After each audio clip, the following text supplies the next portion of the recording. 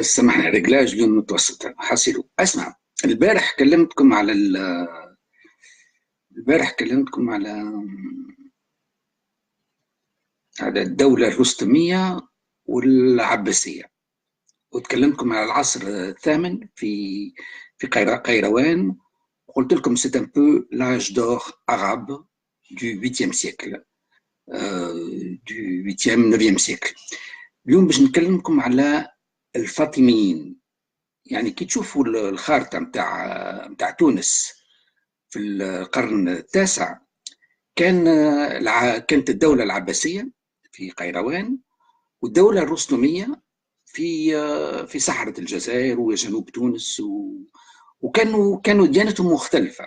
يعني واحدين مالكية وجماعتنا كانوا خوارج أباضية. توزر جنوب كله كان الدين الأول متاعهم كان دين الخوارج. حسيلوا في الخارطة هذه جاو جدد، جاو اللي سموهم الفاطميين. الفاطميين هذوما جايين من للا فاطمة. فاطمة هي بنت الرسول، زوجة علي بن طالب، واللي تابعين فاطمة معناتها يغوفانديك اون ليجيتيميتي دو بوفوار.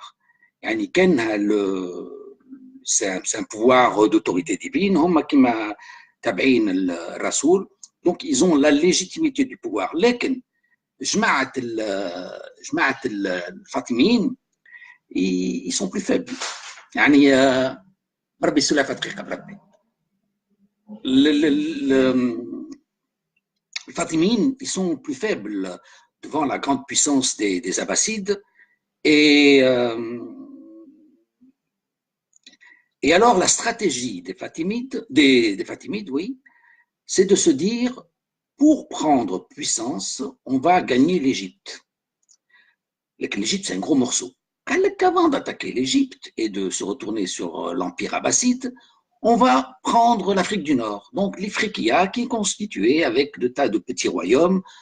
On va faire une petite bouchée avec l'Afrique du Nord, et ensuite on va se retourner sur l'Égypte. On va concurrencer le pouvoir abbasside de Bagdad. Ils avaient un centre idéologique في سلمية هي موجودة في سوريا، où leur méthodologie consiste à développer une propagande religieuse et envoyer des missionnaires. يعني في كل بلاصة يبعثوا ناس نتاعهم، والإمام نتاعهم سي l'imam caché. L'imam caché علاش؟ على خاطر يخافوا. À partir du moment où il représente une menace, يعني l'imam نتاعهم il est menacé. Donc l'imam نتاعهم il est caché. لكن il va apparaître à un certain moment de l'histoire. Voilà, c'est un peu leur tactique. Donc, ils développent une propagande islamique un peu partout en Afrique du Nord avec des missionnaires. Où ils font une propagande locale, religieuse, etc. في جربة on a un excellent texte de Saïd Mazouz sur la mosquée de Sidi Sabah. هذا الكتاب هذا duquel je m'inspire pour vous raconter toute l'histoire de la Tunisie et de Djerba. Saïd Mazouz, il émet une hypothèse ويقول لك جامع سيدي صباح في جربة هل هو تابع الإسماعيليين, les Ismaéliens. Bon, les Ismaéliens, c'est lié à cette voie des Fatimides. Bon, je ne vais pas retourner dans cette histoire. Les Ismaéliens, où il émet une hypothèse, Saïd Mazouz, en se disant, est-ce que c'était un poste de propagande ismaélien? Il met des hypothèses et il essaie de répondre et il trouve plein de points communs. Et finalement, on peut se dire qu'il est possible, il est probable que Jama' Sabah soit un avant-poste de l'ismaélisme. Bon, ça n'a pas réussi. D'ailleurs, ça ne va pas réussir dans toute l'Afrique du Nord, à l'exception de l'Iktijan. Iktijan, هي منطقة موجودة جهة سطيف وما بين سطيف وقسنطينة. بعثوا un missionnaire اسمه عبد الله الشيعي. ما نقولش اسمه أبو عبد الله المحاسب، سامحني. أبو عبد الله المحاسب, qui était un peu le comptable du marché, le comptable du souk. Et il réussit à faire une Ahl al-Bayt, يعني une maison d'accueil, وين يقبل الناس الكل وبفخامة بتربية، يقبل الناس ويكلمهم على الهدف بتاعهم. وبعدين بدا بشويه بشويه كون الميليس، فهمت. Donc, c'est le seul endroit où les Fatimides ont réussi à capter une adhésion du local. والسنهاج هذوما في جهه سطيف وجهه القسنطين يعني شاركوا مع ابو عبد الله المحاسب في المشروع نتاعو. À la suite de cette petite victoire, nous avons l'imam Obaïd Allah al-Mahdi décide de venir en Afrique du Nord. Donc, il arrive en Afrique du Nord en l'an 903. Et il pense s'appuyer sur cette milice de l'Ektijane pour prendre le pouvoir sur les croyants. باش يكون إمام المؤمنين. يعني هما يسخل نفسه عنده une légitimité du pouvoir لأنه هو جاي من فاطمة بنت الرسول وزوجة علي بن طالب. Donc c'est la légitimité, c'est le pouvoir légitime du califat face aux Omeyyades et aux Abbassides. Donc, entre parenthèses, les Omeyyades, on peut quitter l'Afrique du Nord, ils sont partis plus vers l'Espagne où ils ont gardé leur place, et les Abbassides ont remplacé les Omeyyades et les Rustémides sont présents. وطبعا عندنا قوة أخرى هي قوة الفاطميين جاوا في الاكتيجان وقت عبيد الله يجي لتونس. يجي في نفس الوقت بالموت بتاع إبراهيم الثاني كي هو كان خليفة ولا ملك في قيروان. Donc, après la mort de Ibrahim II, Ubayd Allah يقول لك je suis le nouveau calife, je suis le calife caché. J'ai la légitimité du pouvoir sur les croyants. Bon, évidemment, ça ne va pas être aussi facile. Le nouveau gouverneur, il n'est pas du tout d'accord. Le nouveau gouverneur s'appelle Zayd Allah, et donc il va le poursuivre, il va le renvoyer. وعبيد الله il est obligé de fuir وباش يهرب حتى المغرب منطقة اسمها سجل ماسي. Et donc كي يوصل سجل ماسي زيد الله يعني الجوفرنور دو كيروان يطلب من زميله يقول له راهو يفو اريتي سو فو حاسب روحه امام المؤمنين. Donc voilà, oui, effectivement on va arrêter عبيد الله المهدي حطوه في الحبس. بعد ما يسجنوه شو اسمه هذا ابو عبد الله المحاسب باش يقوم كيفاش يقولوا يعني il va provoquer la bataille et il va attaquer Belezma, il va attaquer Touba, il va attaquer Laribus, il va attaquer Raqada. Donc il va attaquer le pouvoir abbasside de Kérouan en l'an 909. Et à partir de là, il va repartir sur l'Afrique du Nord et il va libérer son maître qui est emprisonné à Sijil Massi. Sijil Massi, comme الموجودة في المغرب où les conquêtes de Abu Abdallah المحاسب ولا الشيعي ما عادش نذكر بالكدا. C'est une armée irrégulière, une armée qui n'est pas bien organisée, et dans ce sens-là, ils se nourrissent chez l'habitant.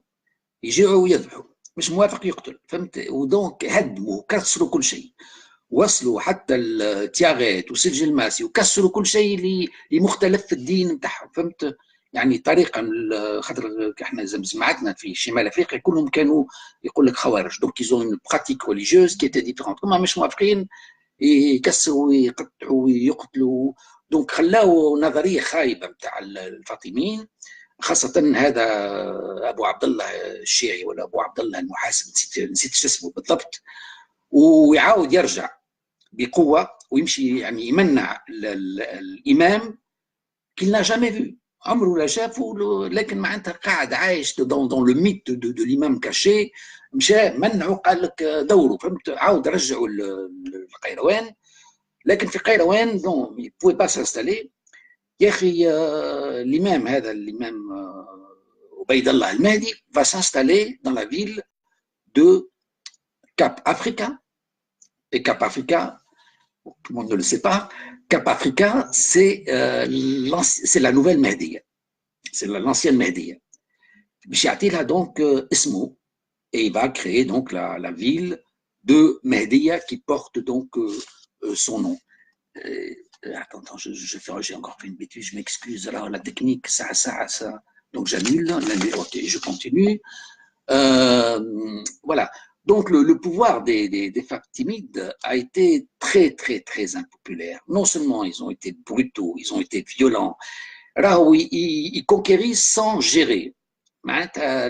Ils exploitent les terres agricoles, ils exploitent les ressources, et ils ont été loin, ils prennent du pouvoir. Militairement, ils étaient puissants, ils sont allés en Méditerranée, et ils montent des expéditions jusqu'en Lombardie, jusqu'à Marseille, jusqu'à Malte.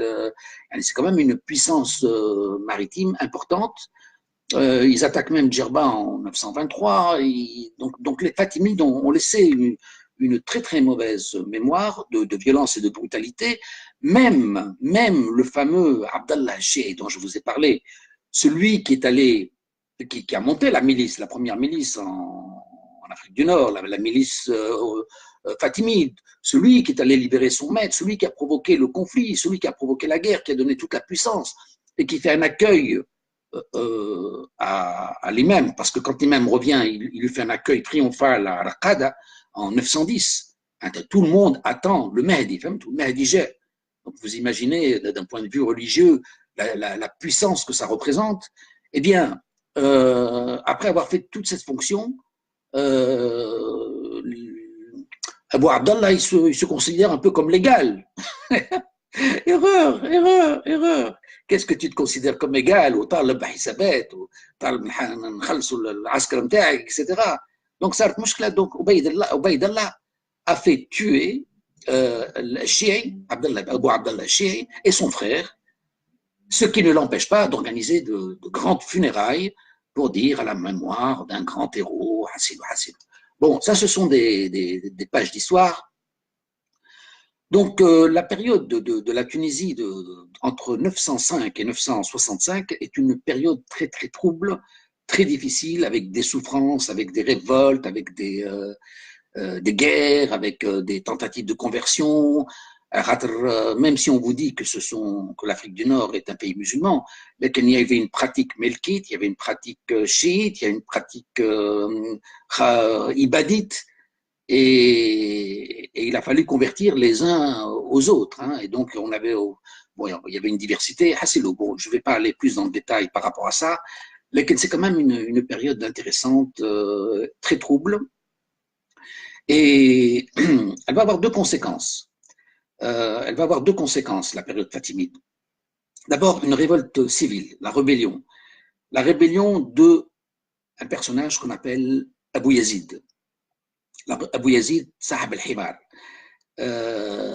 C'est un homme, un lettré, qui va bouleverser tout le Xe siècle. Alors, là encore, il y a une opposition politique. Soit on le considère comme un fanatique, soit on le considère comme un nationaliste. Ça dépend comment on lit l'histoire. Mais Abu Yazid al-Khariji, Abu Yazid al-Khariji, يعني ce personnage باش نعملكم صفحه خاصه عليه هو المره الجايه باش نتكلمكم عليه.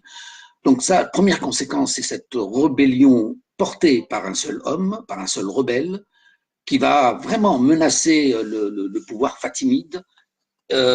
Et le pouvoir fatimide est au bord de la mort en 934. Il va être sauvé par des renforts qui sont arrivés par Abul Ziri. Et ce sauveur de Mahdiya, ce sauveur du règne d'Ubayd Allah, va aussi avoir une autre conséquence. Allège.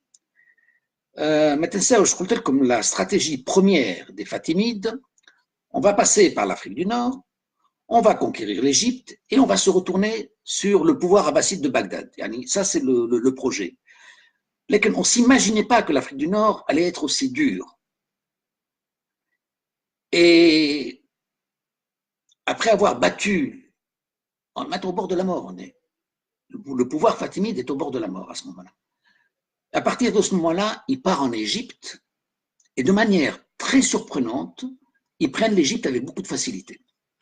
Alors là, il y a une controverse historique entre historiens, bien entendu, entre personnages et entre nations.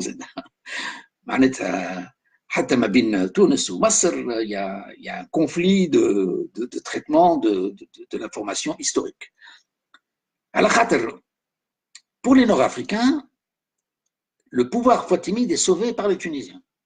Le Caire est fondé par des Tunisiens, Abou Zéli, par des Nord-Africains. C'est une sorte de concession, puisqu'on a libéré le règne de la succession fatimide à Mahdiya. Donc maintenant, on a un pouvoir ziride qui règne à Mahdiya. Les Fatimides, ils peuvent aller ailleurs. Et donc, on leur ouvre la voie de l'Égypte. Et ce sont des troupes nord-africaines dirigées par, je sais pas quel, Jawhar Sakali, enfin, Hassilo. Sakali, déjà, ça veut dire sicilien. Donc, les troupes nord-africaines qui vont conquérir l'Égypte sont menées par Jawhar Sakali, qui veut peut-être dire Jawhar le Sicilien, puisque de toute façon, la Tunisie, on était très proche de la Sicile, donc il n'y a rien d'étonnant. Et en 968, ils vont conquérir l'Égypte avec beaucoup de facilité. Alors ça aussi, c'est une question, puisqu'on a tenté de gagner l'Égypte de plusieurs manières et on n'a jamais réussi. Il y a toujours eu des échecs militaires et là, subitement, on gagne l'Égypte avec facilité. Alors qu'est-ce qui s'est passé? Eh bien, peut-être que la stratégie du missionnaire, la stratégie de convaincre l'occupé du bien fondé de l'occupation, qu'on avait essayé d'appliquer en Afrique du Nord, qui n'a pas marché, et qui finalement réussit en Égypte grâce au mouvement des Carpates, qui sont installés en Égypte, et on les convainc de l'intérêt de l'imam qui revient, qui va gouverner les croyants, et donc tout le monde attend l'imam, et donc l'Égypte est conquise assez facilement vers l'an 989, et les Fatimides, on dit que c'est les Fatimides, mais bon, si vous voulez, voilà, les Irides, voilà, enfin, ils vont créer, ils vont prendre un territoire. D'abord, ils ne vont pas abuser. Ils vont prendre leçon pour être populaires auprès de la population civile. Il ne faut pas comment dire, il ne faut pas piller les populations. Donc, on va compartimenter les armées berbères. On va les compartimenter dans un lieu et on va leur donner de l'honneur et du prestige. Mais pour pas qu'ils consomment sur la population locale. Donc là, c'est pour ça qu'il y a une certaine popularité des armées berbères dans un endroit qui va s'appeler El-Qahira, le Caire. Et dans cet endroit, on va construire un palais et une mosquée. Et cette mosquée, c'est Jamal Azhar, qui est construite vers l'an 972. Et sur ce périmètre, qui devait s'appeler Al-Mansouriya, Mansouriya, ça veut dire la victoire, mais que finalement, on appelle Al-Qahira. Alors, Al-Qahira, est-ce que Al-Qahira veut dire victorieuse? J'ai lu la traduction, ça veut dire victorieuse, mais بالعربي قاهرة ما نعرفش, enfin je vois pas le lien avec victoire. لكن هي كانت بنقول اسمها كايرو, الكايرو. والكايرو dans la langue latine de l'époque, ça veut dire la conquise. Conquise, bon, il y a peut-être un lien. Donc, El Cairo, qui est devenu El Qahira. Bon, là, il faut voir avec des linguistes. El Cairo, c'est la conquise, le territoire conquis. Donc, première conséquence, donc, c'est les Fatimides qui quittent Mahdiya et qui vont s'installer à au Caire en Égypte. Donc là encore, c'est une autre conséquence importante, puisque vous allez me dire la perception n'est pas très intéressante. Mais si, c'est un rapport de maître, de dominant à dominé. Pour les Fatimides, ils sont les maîtres. Et pour les Berbères, mais c'est nous qui vous avons placés là. Donc tu les insultes quand tu leur dis c'est Bédis Ibn Ziri qui vous a donné l'Égypte. Vous leur dites non, nous sommes les maîtres et vous nous devez dépendance. Et donc, évidemment, les Benziri ne vont sûrement pas accepter ce côté.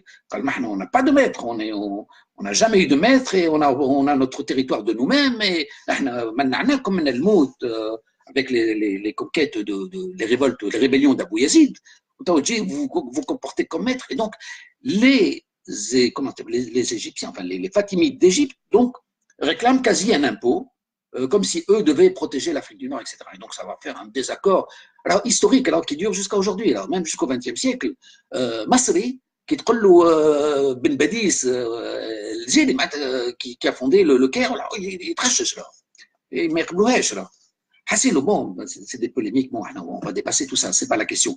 Alors, autre conséquence très importante, c'est ce conflit entre l'Égypte fatimide et la Tunisie des Zérides, la Mahdiya, la régence berbère, la dynastie berbère. Ce conflit va provoquer plus tard les invasions hilaliennes. Donc, vous voyez combien c'est lourd de conséquences, mais les invasions hilaliennes seront l'objet aussi d'une autre page historique. Bon, سامحوني يا جماعة تكلمت بالسوري اليوم على خاطر فاسيليتي. دابا الماكينة نتاعي ما تخدمش بكدا. ومرة جاية باش نكلمكم على أبو يزيد, la rébellion d'Abou Yazid. C'est un personnage assez extraordinaire de l'histoire de Tunisie. Et puis, je reviendrai donc plus tard sur les Fatimides, la fin des Fatimides, les dynasties berbères. Je vous parlais probablement de Djerba en tant qu'exemple, durant cette période du Xe siècle. Voilà. Est-ce que j'ai fait le tour? Bon, j'ai sûrement oublié des choses. Donc, اليوم نكلمتكم على الفاطميين. Fatimine, c'est une nouvelle force musulmane qui revendique le pouvoir légitime et qui arrive en Tunisie au Xe siècle, qui arrive en 905 et qui essaye de s'imposer, qui essaye de voler le pouvoir carrément, et qui essaye de s'imposer avec la violence et avec beaucoup de difficultés. À la suite de la présence fatimide, nous aurons des dynasties berbères qui vont régner. Alors, est-ce que les dynasties berbères ont acquis leur pouvoir par les Fatimides ou est-ce qu'elles ont acquis leur pouvoir de eux-mêmes? Donc, c'est une des controverses. Bon, si on voit chronologiquement l'histoire, pour nous, il n'y a pas de doute. Et donc, les Fatimides vont quitter la Tunisie, vont partir en Égypte et ils vont fonder donc une nouvelle dynastie qui va être en conflit avec les dynasties berbères, allant jusqu'à provoquer les invasions hilaliennes que nous verrons donc au XIe siècle et qui ont saccagé la Tunisie. Avant de terminer, je vais dire un mot. Asma al-Barah, j'ai une grosse belle surprise. J'ai reçu la présence de M. Charles Michel, qui est le Premier ministre belge. Et donc, c'est étonnant qu'un Premier ministre belge ait la curiosité de s'intéresser quand même à la Tunisie, des Fatimides, et l'histoire. En tout cas, ça fait très plaisir. C'est un très grand honneur pour nous. Et voilà, bon. C'est une des surprises de la journée d'hier. Donc, j'ai eu M. Charles Michel qui a un peu écouté ce que je racontais, avec une certaine curiosité intellectuelle. Ben oui, pourquoi pas. On se dit qu'ils sont toujours occupés, mais bon, vous voyez, voilà. Qu'est-ce que je vais dire encore? Bon, نخليكم pour plus tard et la prochaine fois je vous parle d'Abou Yazid. À bientôt, Bislama.